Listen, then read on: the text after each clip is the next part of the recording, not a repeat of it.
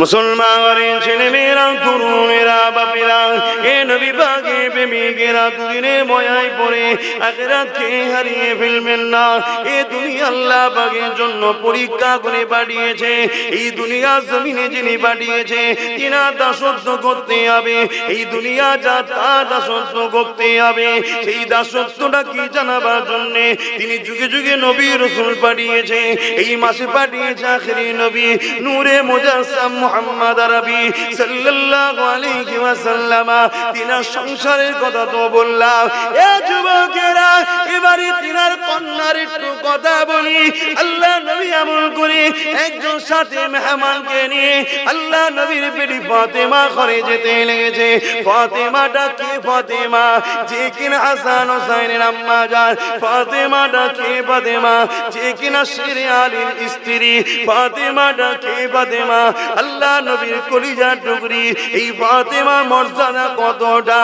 কাল মাশরের দিনেতে আল্লাহর পক্ষ থেকে আওয়াজ আসতে লাগবে, হে আহলে মাশর, হে ময়দান মাশরে যারা দাঁড়িয়ে আছো, সবাইকে উদ্দেশ্য করে বলা হবে, তোমরা তোমাদের মাথাগুলোকে হেঁট করে নাও, কেননা আমার ফাতেমা জান্নাতে যাবে। সমস্ত মানুষেরা ময়দানে মাশরে মাথাটা হেঁট করে নেবে। এমন করে জান্নাতি চাদর ঢাকা দিয়ে 70,000 আগে 70,000 পিছনে ফেরেশতা তাকবীর দিয়ে সম্মানের সঙ্গে এই ফাতেমাকে জান্নাতে নিয়ে যাবে।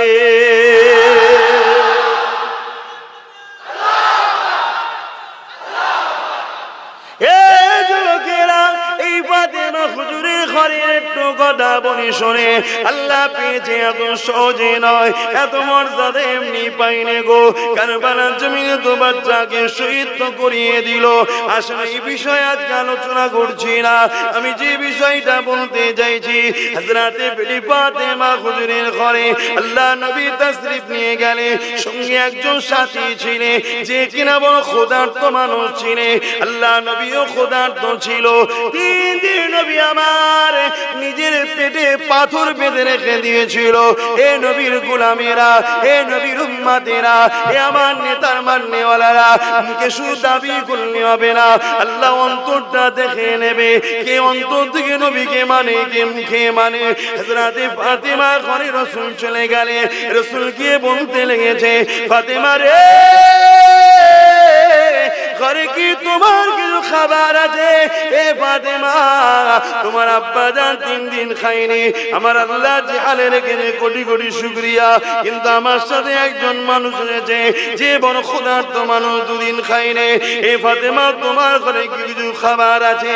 হযরতে ফাতেমা বলেছিলেন, ইয়া রাসূলুল্লাহ, হাবিবাল্লাহ, হুজুর আপনি একটু অপেক্ষা করুন, আপনার খাবারের ব্যবস্থাটা করে দিই। হযরতে ফাতেমা ঘরের মধ্যে গেলে নামাজের মুসাল্লাটা নিলে, মুসাল্লাখানা বিছিয়ে দিলে, মুসাল্লাখানা বিছিয়ে দিয়ে দূরে গান নামাজ আদায় করলে, নামাজ শেষে হাত তুলতে লাগলে, চোখ দিয়ে পানি ছেড়ে দিতে লাগলে। ও আমার আল্লাহ পাক, আপনি আমাকে 3 দিন খাওয়াননি। আমি ফাতেমা আপনার উপরে কোনো অভিযোগ নাই, আমি আপনার উপরে কোনো নারাজ নয়। আমার হাসান হোসেন 3 দিন খায়নি। আল্লাহ আপনার উপরে কোনো নারাজি নাই, আপনার উপরে কোনো অখুশি নয়। আল্লাহ পাক শেরে আলী 3 দিন খায়নি, আজ জন্য আপনার উপরে কোনো নারাজি নাই। যে হালে রেখেছেন আলহামদুলিল্লাহ, আপনার সৃষ্টিকে যে হালে রেখেছেন কোটি কোটি শুকরিয়া। তবে আল্লাহ আমার দরবারে এমন একজন মেহমান এসেছে, যদি সে আজকে ফিরে চলে যায় খালি হাতে, যদি সে জানতে পেরে যায় ফাতেমার অবস্থা, তাহলে মনে বড় দুঃখ পেয়ে যাবে। আমার আল্লাহ এই খাবারের ব্যবস্থা করে দেয়। আমার আল্লাহ রহমতের দুনিয়ার জোশ মেরে দিলে, এ জিবরাইল জলদি করে দুনিয়া জমিনে চলে যা, আমার হাবিবের জন্য ফাতেমা তুমি ছেড়ে। ফাতেমা দোয়া ফিরিয়ে দিতে পারলাম না। জান্নাতি খানচা নিয়ে, জান্নাতি খাবার নিয়ে হযরতে জিবরাইল চলে আসে, ফাতেমার কাছে হাজির করে দিলে। হযরতে ফাতেমা খানচা নিয়ে আমার রাসূলুল্লাহর খিদমতে দিয়ে দিলে। আল্লাহ নবী খেতে যাবে, খাবারটাকে নিয়ে নবী চিনতে পেরে গেলে, কেন তামাম কায়নাত তৈরি করে আল্লাহ আমার নবীর নূর মুবারক থেকে, জান্নাত তৈরি হয়েছে নবীর নূরের অংশ থেকে। জান্নাতি খাবার নবী চিনবে না, হতে পারে না। তাই নবী খাবার থেকে বুঝতে পেরে গেছে, তাই নবী আমার খাবারটা নিয়ে ভেতরে এসেছে। এ ফাতেমা রে, এই খাবারটা তুমি কোথায় পেলে? হযরতে ফাতেমা ধরা খেয়ে গেল, কথা কান লুকাতে পারলো না। আব্বাজান কথা চাপতে চেয়েছিলাম, আমারও 3 দিন খাওয়া হয়নি, হাসান হোসেনও 3 দিন খাওয়া হয়নি, সেরে আলীরও 3 দিন খাওয়া হয়নি। আব্বা তথাপি আল্লাহর উপরে আমরা রাজি আছি, কিন্তু আপনার মেহমানদারি করার জন্য আমার কাছে তেমন কিছু ছিল না। তাই আমি দোয়া চেয়েছি, আল্লাহ জান্নাতি খানা হাজির করে দিয়েছে।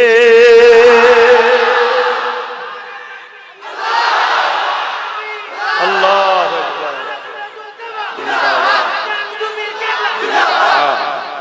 চিন্তা করো, দোনো জাহানের বাদশার ঘরের কন্যার অবস্থা দেখো।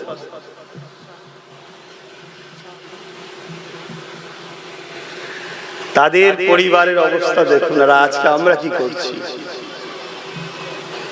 যদি কারো সংসারে অভাব হয়, মানেন তো নাকি?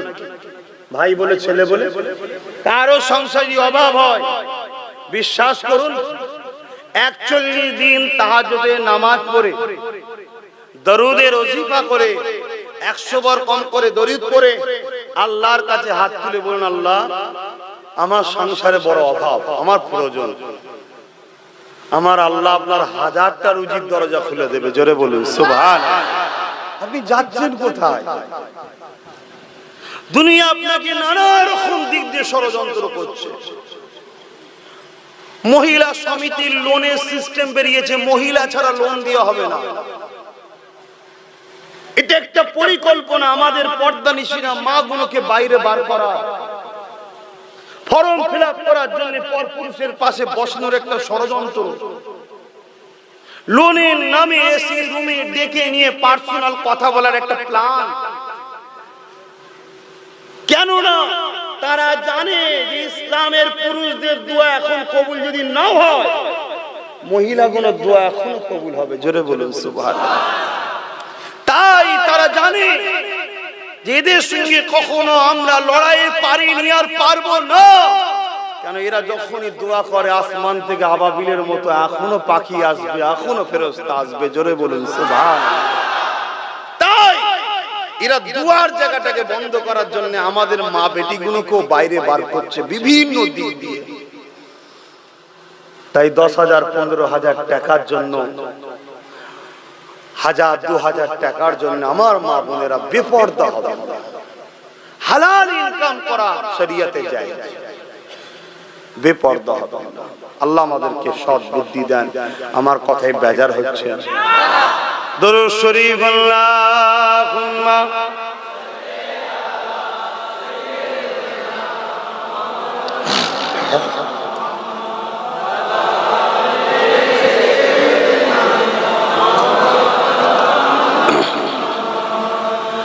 आने वालों ये तो बताओ शहर मदीना कैसा है।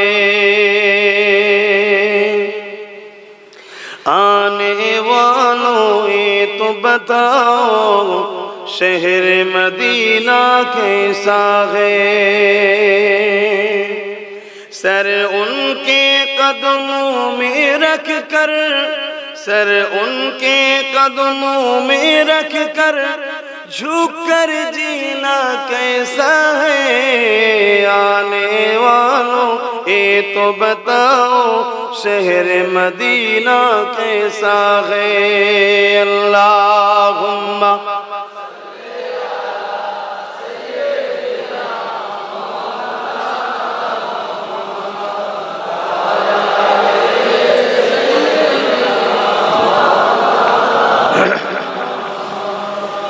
আমার বাপ ভাইরা, দুনিয়া একেবারে শেষের দিকে। কিয়ামতের যে আলামত আমার রাসূল বলেছিলেন 70টা, তার মধ্যে 65টা ঘটে গেছে। একেবারে দুনিয়া শেষের দিকে বাপ, সব কথা বলতে পারছি না। আমার রাসূলও কিছু কথা আম সমাজে বলার নিষেধ করেছে। এতটুকু বলছি, দুনিয়ার বেশি দিন নাই। এই সামান্য আর কটা দিনের জন্য ঈমানকে হারিয়ে ফেলবেন না। আমার তো বড় ভয় হয় রাসূল পাক সাল্লাল্লাহু আলাইহি ওয়াসাল্লামের ওই কথাগুলো শুনে, যে মসজিদ ভর্তি লোক থাকবে, ঈমানদার কেউ থাকবে না। আল্লাহ আমাদেরকে হেফাজত করে, বলুন আমিন। ঈমান প্রেমের নাম। আল্লাহ রসুলকে রসুল বলে চিনে, আদবের সঙ্গে ভালোবেসে, জানের থেকেও বেশি ভালোবেসে মেনে নেবার নাম হলো ঈমান। জোরে বলুন সুবহানাল্লাহ। আর এইটা যখনই কেউ করবে, তখনই তার মধ্যে আমানতু বিল্লাহি ওয়া মালাইকাতিহি ওয়া কুতুবিহি ওয়া রাসূলিহি ওয়াল ইয়াউমিল আখিরি ওয়াল কদরি খাইরিহি ওয়া শাররিহি মিনাল্লাহি তাআলা আল বাস বাদাল মাউত সব চলে যাবে। কারণ আমি যাকে ভালোবাসি তার কথা তো মানবো নাকি? আমি যাকে ভালোবাসি তার কথা তো বিশ্বাস করবো। তা রাসূলকে রসুল বলে চিনে, জানের থেকে বেশি ভালোবেসে, আদবের সাথে মেনে নিবার নাম কি? জোরে বলুন ঈমান। ঈমান যদি না থাকে জান্নাত যাওয়া হবে না। দাঁড়িয়ে আছে, ঈমান নেই। কেন? দাঁড়িটা কিন্তু ঈমান নয়, দাঁড়িটা হলো ঈমানের মধ্যে। রসুলের মুখে ছিল, রসুল ডেকেছিলেন ভালোবাসি তিনাকে, তাই আমরাও ডেকেছি। কথা বুঝে আসছে? কিন্তু ঈমান ওটা না, ঈমান এর মধ্যে হলো দাঁড়ি। ঈমান নেই নামাজ আছে, নাজাত পাবে। ঈমান নেই রোজা আছে, ঈমান নেই হজ আছে, পাবে। আজকে বহু দিক দিয়ে আমাদেরকে ধ্বংস করার প্ল্যান করছে। সমাজে একটা কথা শোনা যাচ্ছে, কি জানো? ধর্ম যার যার, উৎসব সবার। এর মধ্যে বেঈমানি কুফরি কথা, এই কথাকে বিশ্বাস করলে ঈমান চলে যাবে। কথা বুঝে আসছে বাপ? এটা একটা পলিসি, বেঈমান বানাবা। কিন্তু হ্যাঁ, এটাও আমি বলে যাই, এই জায়গায় কোন ধর্মের ধর্মীয় কাজে বাধা দিবার অধিকার আপনার নাই। কারণ এটা গণতান্ত্রিক দেশ, সবার দেশ, সবার ধর্ম তার কাছে প্রিয়, ঠিক না বেটি? কিন্তু সবথেকে বড় গুনাহে আযীম হলো শিরক করা, তাই তো নাকি? তাহলে সেই জায়গায় কোনোভাবে ধর্মকে কেন্দ্র করেই উৎসব, অতএব সেই জায়গায় আমার রাসূল পাক সাল্লাল্লাহু আলাইহি ওয়াসাল্লামকে খোদ আবু জেহেল তার দলের লোকেরা বলেছিল, মুহাম্মদ এক কাজ করো, এক বছর তুমিরা সবাই মিলে আমার ধর্ম পালন করো, এক বছর আমরা তোমার উৎসব ধর্ম পালন করব, তোমাদের সাথে যাব, সবকিছু করব। শুনছেন? তখনই আল্লাহ আয়াত নাযিল করে দিলেন, সূরা কাফিরুন, কুল ইয়া আইয়ুহাল কাফিরুন, হে অবিশ্বাসী সম্প্রদায়, লা আ'বুদু মা তা'বুদুন, তো আমি যার ইবাদত করি তোমরা তার ইবাদত করো না। ওয়ালা আনা আ'বুদু মা আবাদতুম, আর তোমরা যার ইবাদত করো আমি তার ইবাদত করি না। বারবার বলার পরে বলছেন লাকুম দীনুকুম ওয়ালিয়া দীন, অর্থাৎ তোমার ধর্মকর্ম তোমার কাছে, আমার ধর্মকর্ম আমার কাছে। তার মানে তোমারটাই আমি যাচ্ছি না, তোমাকে আমারটা আসতে আসতে। কথা বুঝে আসছে না? নাই, তুমি তোমার টালে থাকো, আমি আমার টালে থাকি, কিন্তু এক বছর তুমি করবে, এক বছর আমি করবে, এটা হয় না। এটা পরিকল্পনা, আমাদেরকে ধ্বংস করার একটা প্ল্যান। তাই আমি আমার বিশ্বাসী কওমের মানুষকে বলবো, এগুলোকে বোঝার চেষ্টা করব।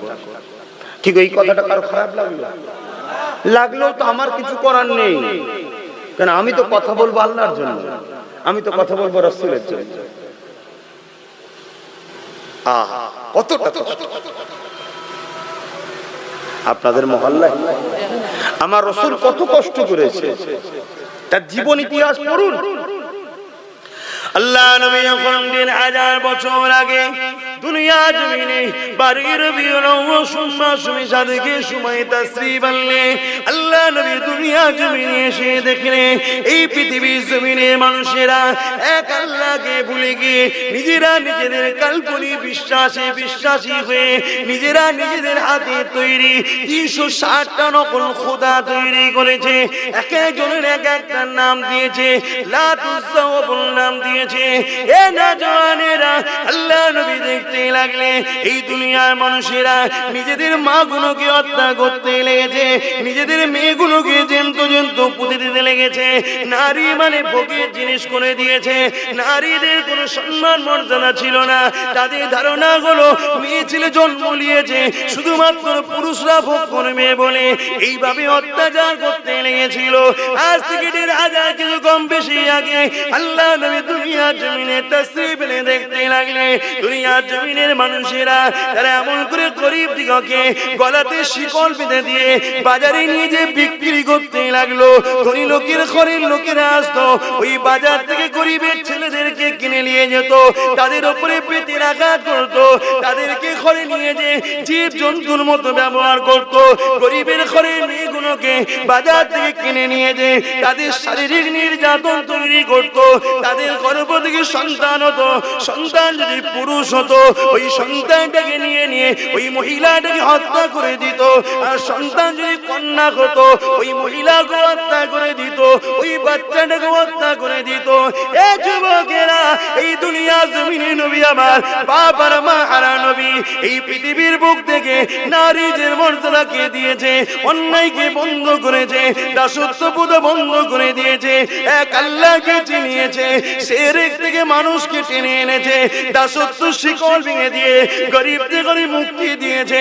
আল্লাহ নবী জানিয়ে দিয়ে তোমার ঘরে যে কাজ করবে, তোমার যে লেবারি করবে, তার খায়ের খাম শুকোবার আগে তার পারিশ্রমিকটা দিয়ে দাও। আল্লাহ নবী জানিয়ে দিয়েছে নারীগুলোকে জেন্ত পুঁতে দিও না। নারী হলো দয়া, নারী হলো সম্মান। যে সময় নারীর কোনো মর্যাদা ছিল না, আল্লাহ নবীর কাছে একজন এসে জিজ্ঞাসা করলো, ইয়া রাসূলুল্লাহ হাবিবাল্লাহ, নারীর মর্যাদা কত, আমার উপরে কার হক বেশি? আল্লাহ নবী বললেন তোমার মায়ের, তারপরে কার তোমার মায়ের, তারপরে কার তোমার মায়ের, তারপরে কার তোমার বাপের। এ দুনিয়ার মানুষেরা যেখানে নারীর মর্যাদা ছিল না, আল্লাহ নবী সেখানে নারীকে 3 গুণ মর্যাদা দিয়ে দিয়েছে।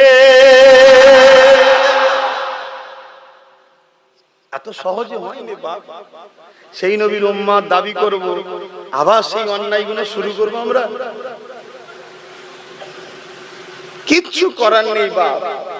যদি বদমাইশি করো, জুলুম করো, অত্যাচার করো, আমার আল্লাহর কোনো যায় আসে না।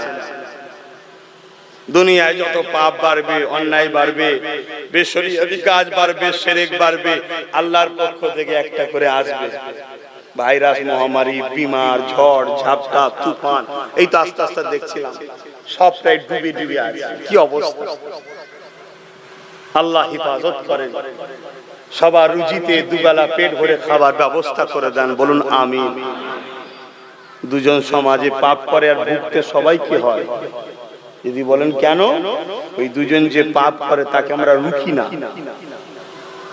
এবার রুকার বিষয় ইসলাম 3 ধরনের রাস্তা দেখিয়েছে। ক্ষমতা আছে হাত দিয়ে, ক্ষমতা নাই মুখ দিয়ে, তাও নাই কমসে কম অন্তর থেকে ঘৃণা করো। ঘৃণাও থাকা দরকার তো। কিন্তু আমরা দেখা যাচ্ছে কি, যে পাপ করছে তাকেই কাঁধে করলে ঘুরছে। তাহলে আল্লাহ ছেড়ে দেবে? আজকে এই জমিনে মসজিদ বেউজ্জতি হচ্ছে, মাদ্রাসা বেউজ্জতি হচ্ছে, কোরআন বেউজ্জতি হচ্ছে, ইসলাম বেউজ্জতি হচ্ছে, রাসূল বেউজ্জতি হচ্ছে। একদল সন্ত্রাসরা কন্টিনিউ লেগে আছে। আবার ঘুরিয়ে ফিরিয়ে আমরা দেখা যাচ্ছে সেই সকল সন্ত্রাসদের পিছনে আবার হই হই করে বেড়াচ্ছি। আল্লাহ ছেড়ে দেবে? আমাদেরকে ভাবতে হবে না কি করে আমার মসজিদের ইজ্জত আবরু বাঁচবে, কোরআনের ইজ্জত আবরু বাঁচবে, রাসূলের ইজ্জত আবরু বাঁচবে। জানি আমার নবীকে কেউ গালি দিলে আমার রাসূলের কি যায় আসে না, কোরআনকে কেউ অপমান করলে কোরআনের কি যায় আসে না। কেন লাউহে মাহফুজে যে রক্ষিত আছে ওই কোরআনটা, এটা ছাপা, ওটাই কিয়ামতের দিন সাজানো হবে। ওই কোরআনের, দুনিয়ার এই কোরআনকে যে প্রেম করবে একই কথা, সে কিয়ামতের দিন তার শাফাআত করে জান্নাতে নিয়ে যাবে। জোরে বলুন সুবহানাল্লাহ। কিন্তু একদল দুপায়ে পশুরা দিনকে দিন অপমান অপদস্থ করে যাচ্ছে, কিন্তু কোরআন কোনদিন কাউকে আঘাত করতে, অপমান করতে কিন্তু শিক্ষা আমাদেরকে দেয়নি। ঠিক না? ঠিক। বড় আফসোস। আসুন, আমরা নিজেরাও তো কোরআনকে অপমান করছি, আমরাও তো কোরআনকে অপমান করছি। যে ঘরে কোরআন আছে আমরা সেই ঘরে গান বাজনা থেকে শুরু করে বেশরিয়াতি থেকে শুরু করে সবটাই তো করছি আজকাল। ভুল বলছি? বন্ধ করো। এরপরও যদি মনে হয় আব্বাস সিদ্দিকী তোমার কথা নেই চলেগা তো কচু পোড়া হোক আব্বাস সিদ্দিকী, কিচ্ছু হবে না, আমার বয়ে গেছে। তোমার যদি দাওয়াত না করো আমার অসুবিধা আছে? 10 মাস তো লকডাউনেই কেটে গেল, খাওয়া হয়েছে না হয় না আব্বাস সিদ্দিকী? শুকিয়েছিলাম না ইট চেঁচড়েছিলাম? আল্লাহ ভালোই খাওয়াচ্ছিল, অসুবিধা, আরো ভালো খাওয়া ছিল। তখন তো ঘরে বসছিলাম, প্রায় ধরতে গেলে সব ভাইয়েরা মিলে আর মিলে আশপাশে সব গ্রামের লোকে দোকানলে প্রায় তামার হাড়ি চাপানো হতো, বিরিয়ানি হবে আজকে। ঘরে বসে আছি, টেনশন নেই, পেট খারাপ হলেও অসুবিধা নেই। আর জলসা থাকলে হাজার টেনশন, পেট ঠিক রাখতে হবে। এই কথা বলতে বলতে সমস্যা হবে, তো কথা বলবো কোথায়? তখন বলো দেখেছিস কত গিলা গিলিয়েছে হুজুরটা। আল্লাহ রেজেকের মালিক, জলসা কিন্তু আমার রেজেক না, এটা ওসিলা। এতগুলো লোক বসে আছো, কেউ চাষ করে, কেউ কাপড়ের ব্যবসা করে, বিভিন্ন কাজ করো। অনেক ছেলে তো এলাকার আবার বাইরে বাইরে থাকে, এই জন্য কি সব ছেলেরা ভালোবাসে আমাকে, বাইরে বাইরে থাকে, জলসা করে বলে সব এসছে। তো সব তো কাজ কারবার করে চলছে আল্লাহ কারে, আমারও চালাতে পারেন আল্লাহ। এটা হচ্ছে মাধ্যম, একজনকে একটা ওসিলাই আল্লাহ দিচ্ছে, কিন্তু রেজেক হলো আল্লাহ। আল্লাহকে ধরো, আল্লাহকে মহব্বত করো, ভালোবাসো, পিয়ার করো। কটাই নামাজ হবে, আজান হবে কটায়?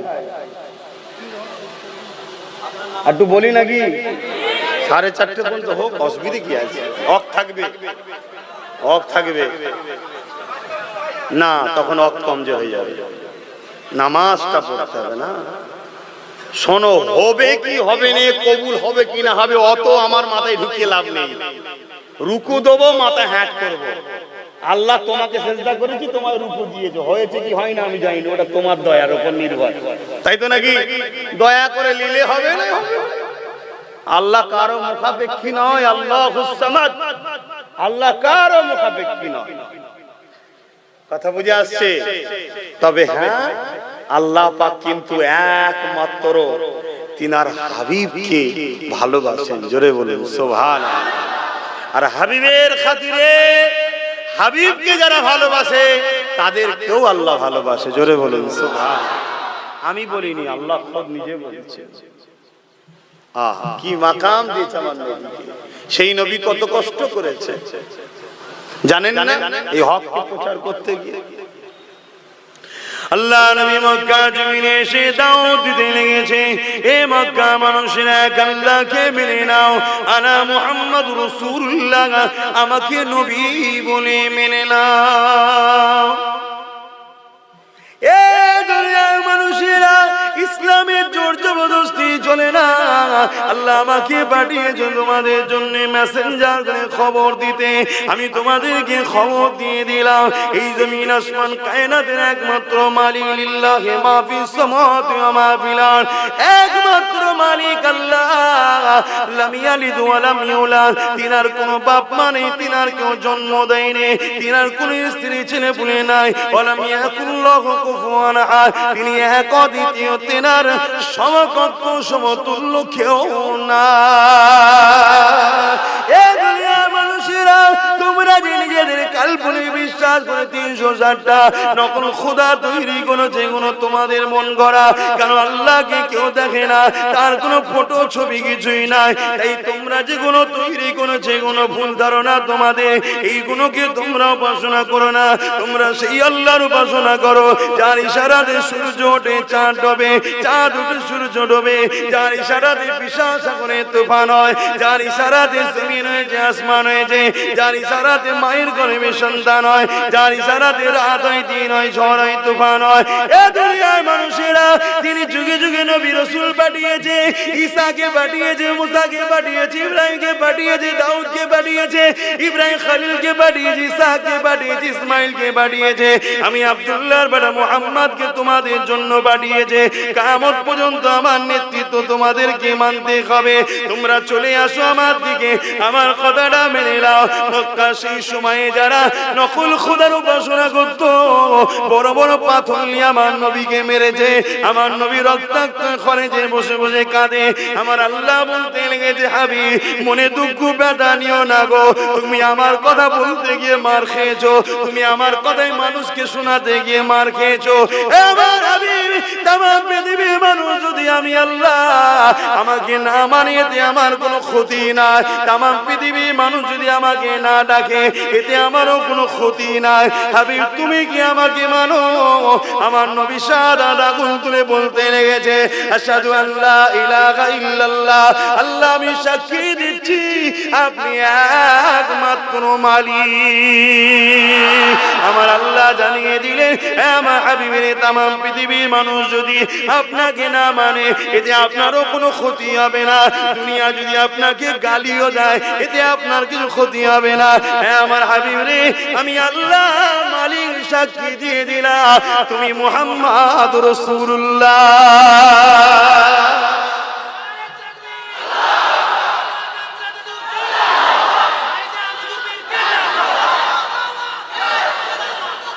জিন্দাবাদ।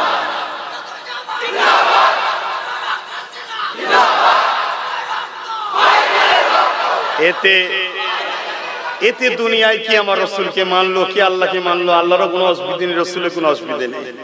কিন্তু আমি যাকে ভালোবাসি তার উপরে আঘাত দিলে আমার তো কষ্ট হবে, তাই তো নাকি গো?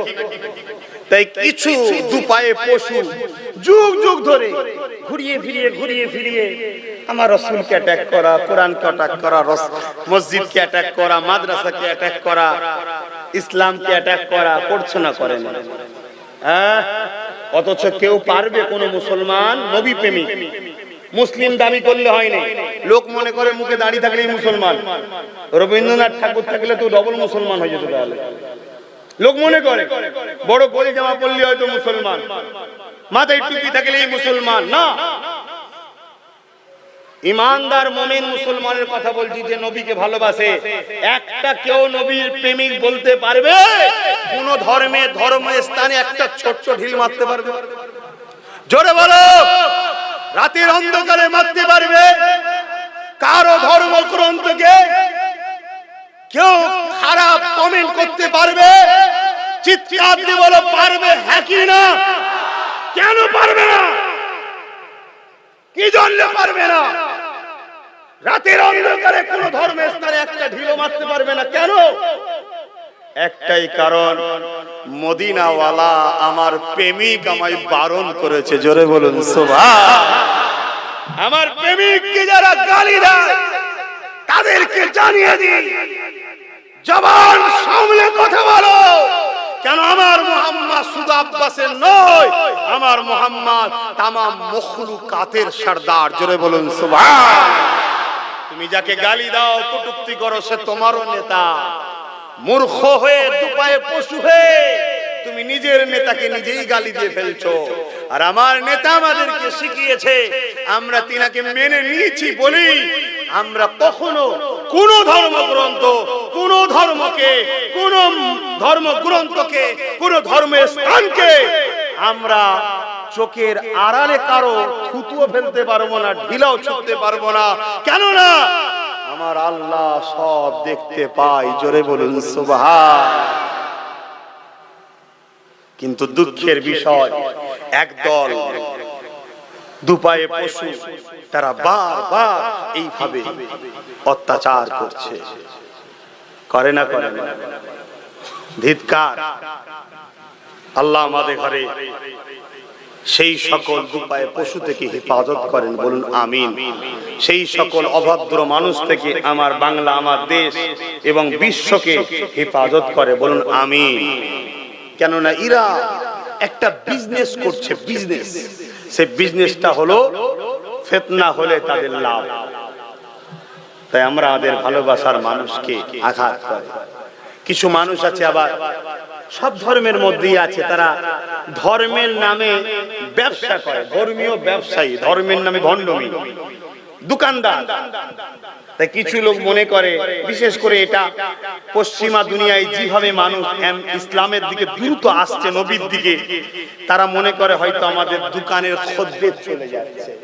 তাই তারা বিভিন্ন কায়দায় ইসলামের নামে বিভিন্ন ফিল্ম তৈরি করা আর করা, কার্টুন করা করে মানুষকে খেপিয়ে দিয়ে মিডিয়ার সামনে ইসলামকে খারাপ করার একটা প্ল্যান তৈরি করছে। এবারে আমরা যারা ভালোবাসি অনেক সময় রাগের মাথায় ছোট বড় কথা বলে ফেলি। যেমন সেদিন একটা কথা আমি বলে ফেলেছিলাম রাগের মাথায়, কিন্তু কোন ধর্মের লোককে বলেছি এ কথা বলে, কোন ব্যক্তিকে বলেছি?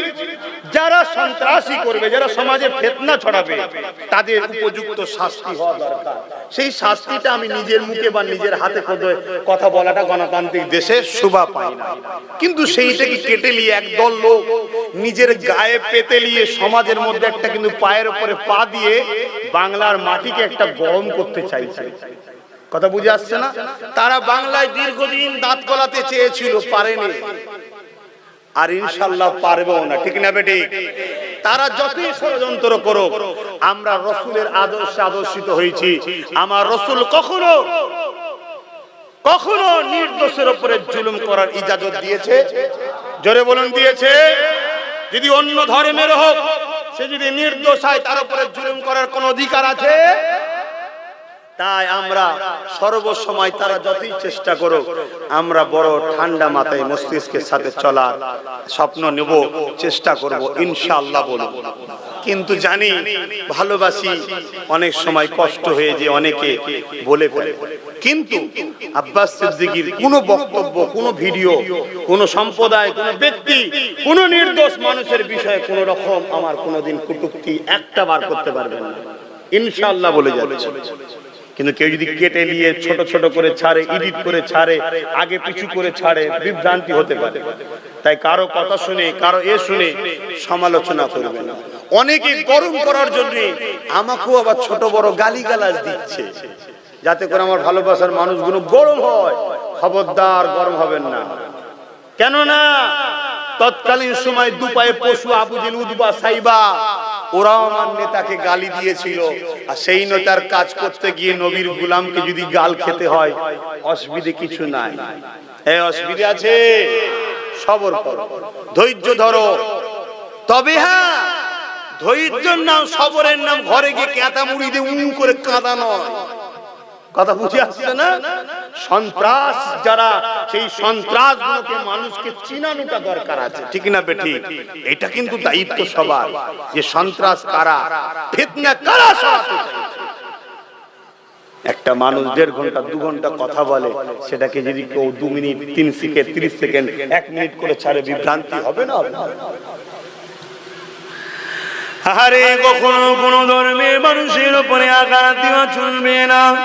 এই বিষয়ে একটা কথা বলে যায়, কেন প্রথমে আয়াতটা বলেছিলাম, ওমা আরসালনাকা ইল্লা রাহমাতাল লিল আলামিন। আমার নবী হলেন তামাম আলমের জন্য দয়া, রহমত।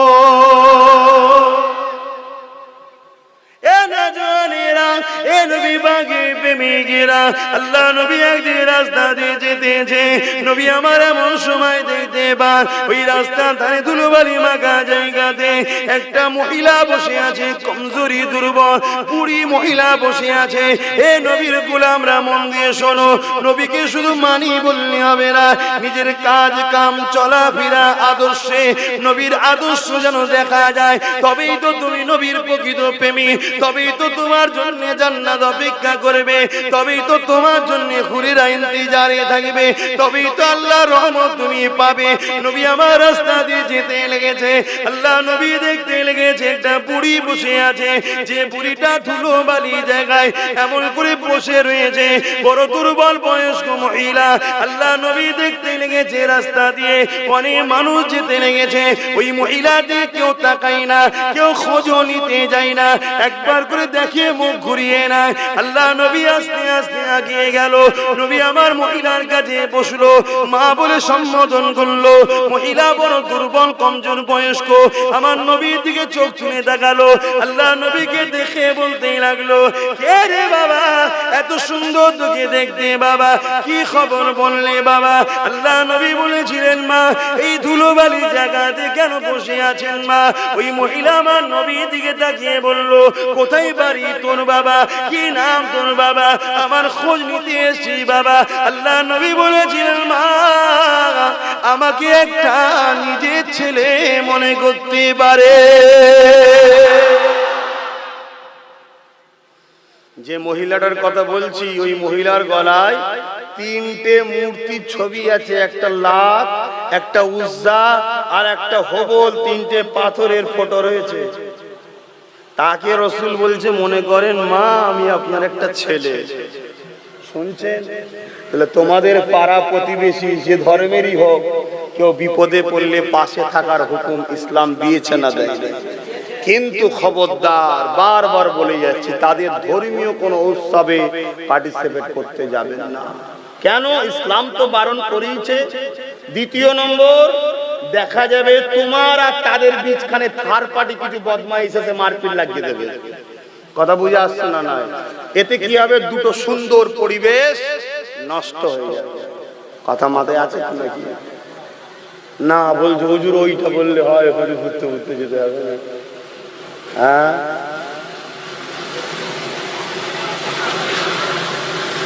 কি গো ঘুম পেয়ে গেছে? আমি ভুল আজ করছি? তোমরা তো আল্লাহ কেন অনেক অস শুনেছ, শুনে শুনে শুনে শুনে বড় বড় ভাইজি হয়ে গেছে। আর সময় নেই, কে আড়াল করছে আবার? যাক, আল্লাহ কখনো সময় দেয়, আবার হবে, নামাজের ব্যাপার আছে। হে নবী সালাম,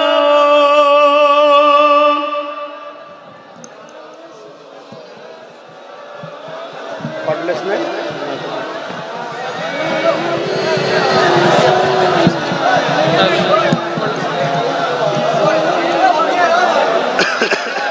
হ্যাঁ, পিছিয়ে যাও, পিছিয়ে যাও। ও সালাম বড়, বসবে কি করবে? পিছিয়ে যাও, যাও। সভ্যতাই সবকিছু। প্রত্যেকে কি হলো? চলছে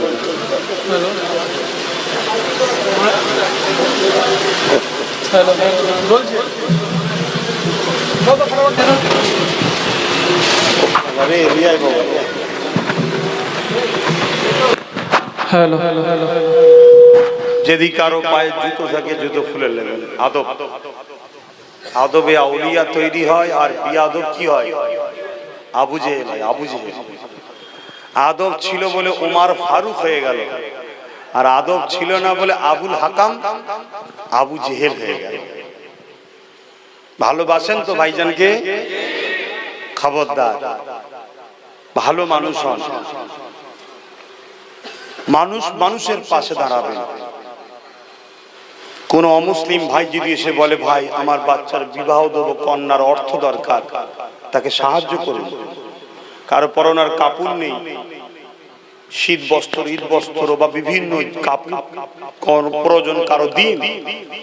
সব ধর্মেই গরিব আছে, আল্লাহ আপনাকে দেয়, আপনি দিন।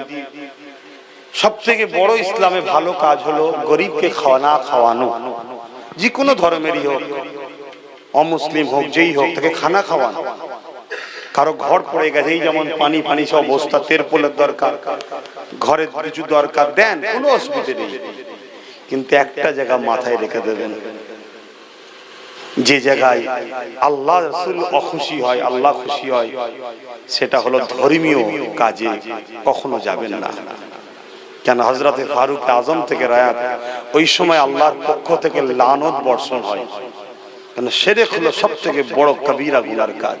অনুরোধ করে গেলাম আমার যুবকদের ঘরে, কেন এই দুনিয়ায় একটা থার্ড পার্টি বলে লোক আছে, কি আছে না? না, দেখা যাবে তোমরা হয়তো ভালোভাবেই রয়েছে, টুক করে কিছু একটা অশান্তি করে দেবো, ওই মোল্লারাই সব করেছে, তাহলে কি হবে?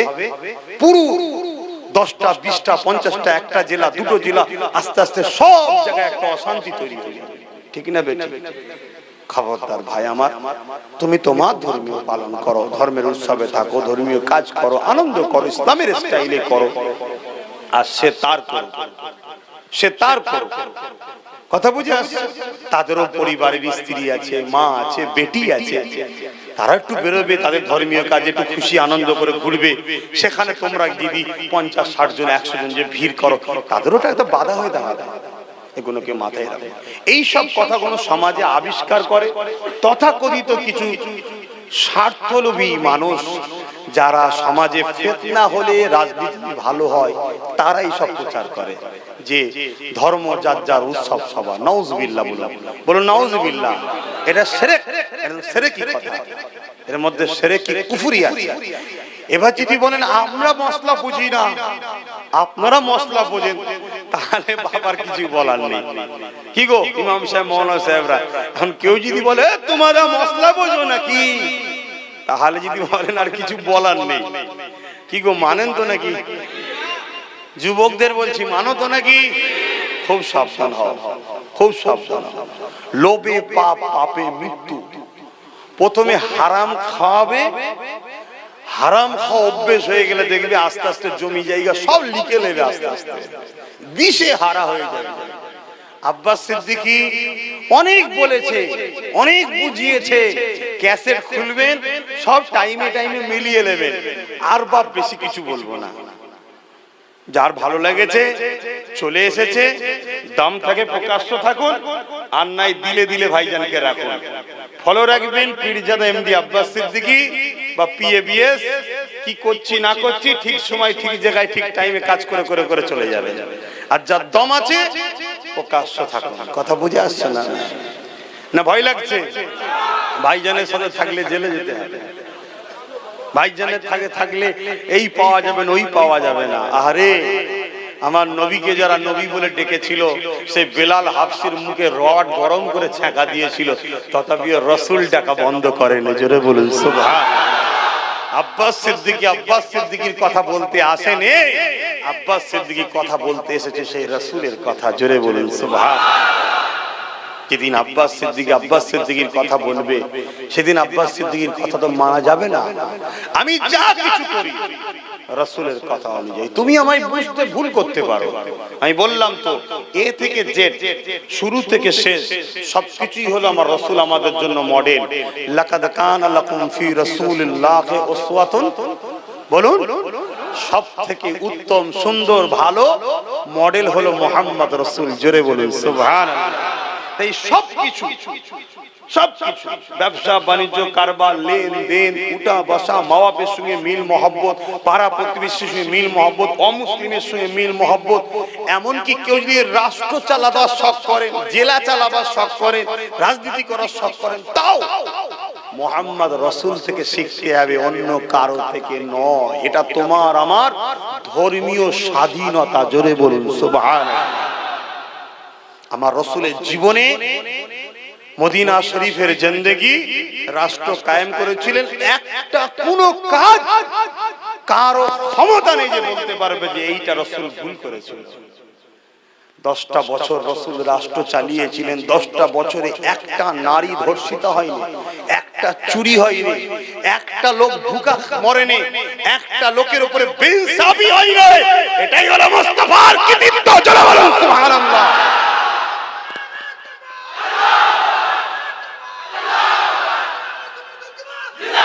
পৃথিবীর সবকিছু উত্তম মডেলটা হলো মুহাম্মদ রাসূল। জোরে বলুন সুবহানাল্লাহ। হয়তো কেউ ভাবতে পারেন আব্বাস সিদ্দিকী তুমি তো বলবেই, কেন তুমি তো মানো না। আমি বলছি না, আমি তো ফজকে আজকে সবে পড়ছি, আমি তো ছাত্র। যারা আমার রাসূলকে রিসার্চ করেছে 30 বছর 40 বছর ধরে, কোন মুসলিম ঘরের সন্তান নয়, অমুসলিম ঘরের সন্তান, ইহুদি ঘরের সন্তান, খ্রিস্টান ঘরের সন্তান, গায়র ইসলাম ঘরের সন্তান, তারাও রিসার্চ করে বলে দিয়েছে মুহাম্মাদি হলো একমাত্র উত্তম মডেল। জোরে বলুন সুবহানাল্লাহ। তার কোনো কাজে ক্ষতি নয়, সবটাই নিখুঁত। তার কোনো কাজে ক্ষতি নাই, সবটাতেই লাভ। তার কোনো কাজ অবাস্তব নয়, সবটাই বাস্তব। তার কোনো কাজ বিজ্ঞান ছাড়া নয়, সবটাই বিজ্ঞান সম্মত। অর্থাৎ বিজ্ঞান তো নবীকে নিয়েই। জোরে বলুন সুবহানাল্লাহ। কেউ বিশ্বাস করুক চাই না করুক, যারা রাসূলকে ভালোবাসেন তারা তো বিশ্বাস করে। আপনি আপনার বিশ্বাস হলে থাকুন না। যে যার নেতাকে তুলে আছে, যার যেটা বিশ্বাস, যার যেটা নেটা, না যেটা সে তারটা নিয়ে আছে না নাই? তা আপনি আপনার কালচার, আপনার রীতি, আপনার নীতি, আপনার ধর্ম, আপনার স্টাইল, আপনার বাস্তবতা, আপনি আপনারটা নিয়ে থাকুন না। আপনারটা ভালো নয়, এর থেকে ধার করছেন, ওর থেকে ধার করছেন, ওর থেকে ধার করছেন কেন? আপনি নিজের মধ্যে দেখুন তো।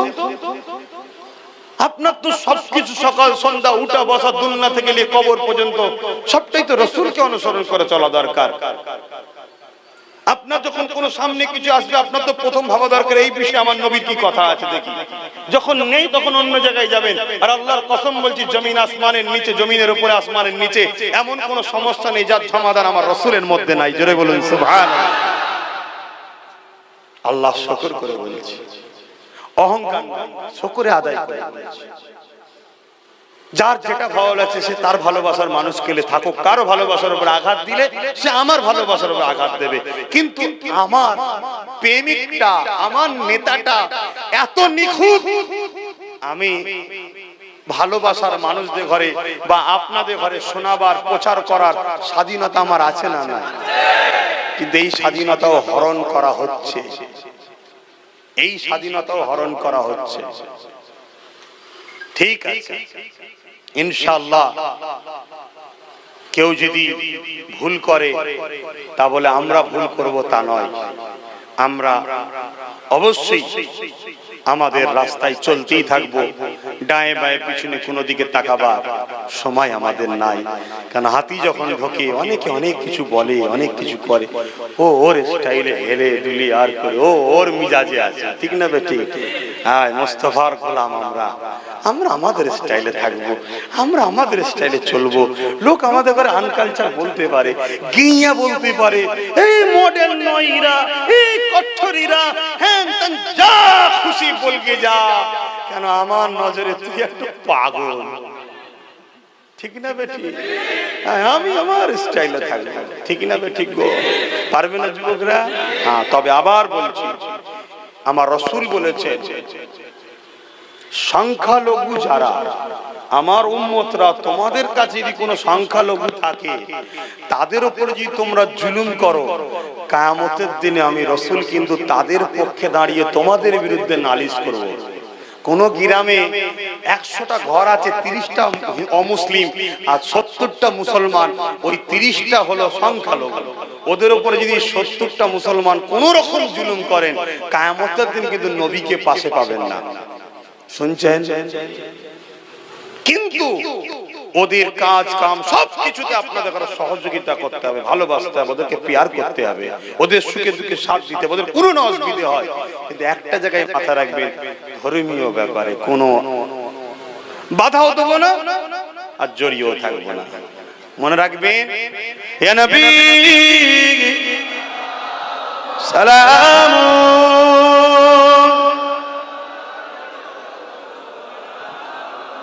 ইয়া রাসূল, ইয়া হাবিব,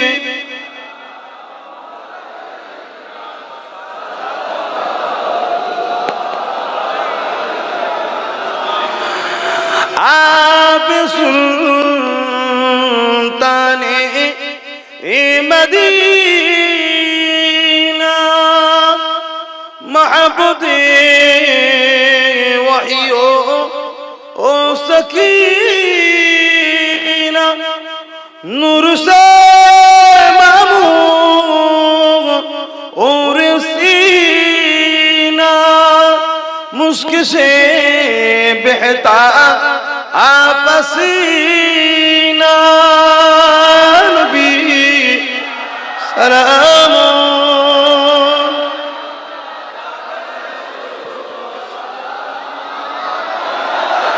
या रसूल, या हबीब,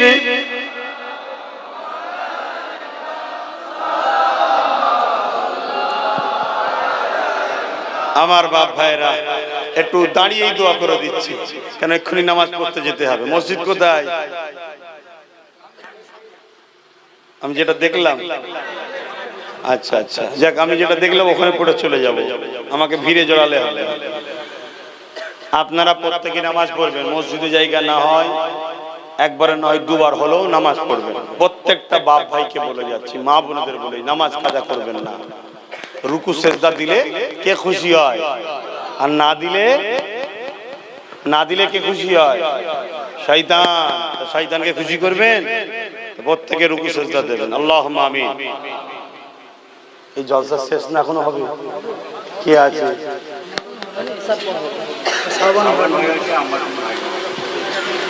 আমার ভাইরা, ও আলহামদুলিল্লাহ, এই জলসা এখনো হবে, ইশার পরে আবার সবাই আসবেন। আল্লাহুম্মা আমিন। আয় আল্লাহ, হাবিবের খাতে রহমত করে, দয়া করে আমি গুনাহগারকে যা কিছু বলালেন বললাম, আপনার জন্য বলেছি, আপনার হাবিবের জন্য বলেছি। কে খুশি কে অখুশি জানি না। আপনি খুশি হলে আল্লাহ আমি কামিয়াবি, আপনার রসুল খুশি হলে আমি কামিয়াবি। আর যদি আপনি আপনার রসুল নারাজ হয়ে যান, বেকার হয়ে যাবে।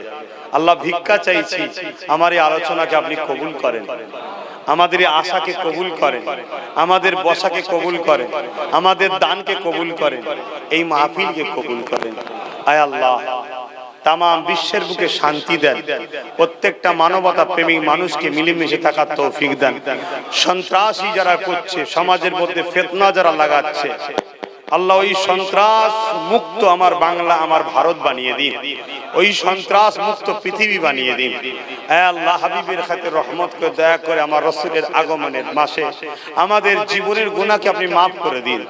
এই যুবক গুণকে সব নামাজি, রোজাদার, মুত্তাকি আমাদের মা বাবা ভাই বোনেদেরকে বানিয়ে দিন আল্লাহ। আমাদের রুজিতে বরকত দিন আল্লাহ। হে আল্লাহ, পানি হয়েছে, বন্যা হয়েছে, ডুবে গেছে, চাষবাস সব শেষ। খোদা, রুজির ব্যবস্থা করে দেন আল্লাহ, অভাব যেন না হয়। দুবেলা খাবার জন্য কারো দ্বারে হাত পাতাবেন না আল্লাহ। আল্লাহ, আমারও রেজেকে আপনি বরকত দেবেন আল্লাহ। রেজেকের মালিক আপনি আল্লাহ, আমার ক্ষমতা নেই, একটা দানাকে জোগাড় করা সব আপনি দেন আল্লাহ। আয় আল্লাহ, জাতি ধর্ম বর্ণ নির্বিশেষে আমার এই বিশাল ভারতকে বিদেশি শক্তি থেকে হেফাজত করুন।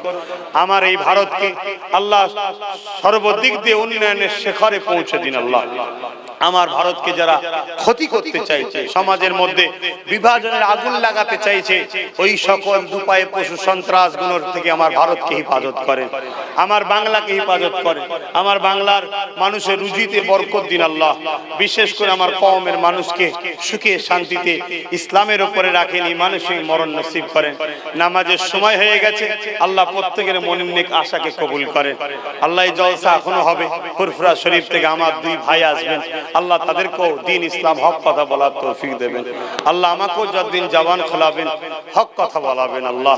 আমার খাস করে আমার ছোট ভাইকে আল্লাহ আপনি কবুল করে নিন আল্লাহ, তাকে ওই দিকে আরো শক্তিশালী করুন আল্লাহ, আরো বড় করুন আল্লাহ। গরিবদের স্বার্থে, অসহায়ের স্বার্থে তাকে ঢাল হিসাবে কবুল করুন আল্লাহ। হ্যাঁ আল্লাহ, এই কওমের হয়ে বলার কেউ নেই আল্লাহ। আর পাশে পাশে অনেক অধর্মী বেধর্মী মানুষদের, অনেক গরিব মানুষ, তাদের হয়েও কেউ বলার নেই আল্লাহ। আমার ভাইকে সমস্ত অসহায় মানুষদের হয়ে বলার মতো ক্ষমতা দিন আল্লাহ, তাকে আরো বড় কামিয়াবি দেবেন আল্লাহ। হাবিবের খাতে রহমত করে, দয়া করে তার রাস্তার কাঁটাকে আপনি পরিষ্কার করে দেবেন, তার দুশ্মনকে তার বন্ধু করে দেবেন আল্লাহ। এই জলসা কমিটিকে কবুল করুন আল্লাহ। সব ছেলেরা বাইরে বাইরে থাকে, বড় কষ্ট করে ইনকাম করে মা বাপ ছেড়ে দিয়ে, তাদের মেহনতের পয়সায় মাহফিল আল্লাহ। এই গ্রামবাসী এবং সেই জলসা কমিটি উভয়ের দানকে কবুল করুন। এই গ্রামে প্রতিটা বাড়িতে শান্তি দিন।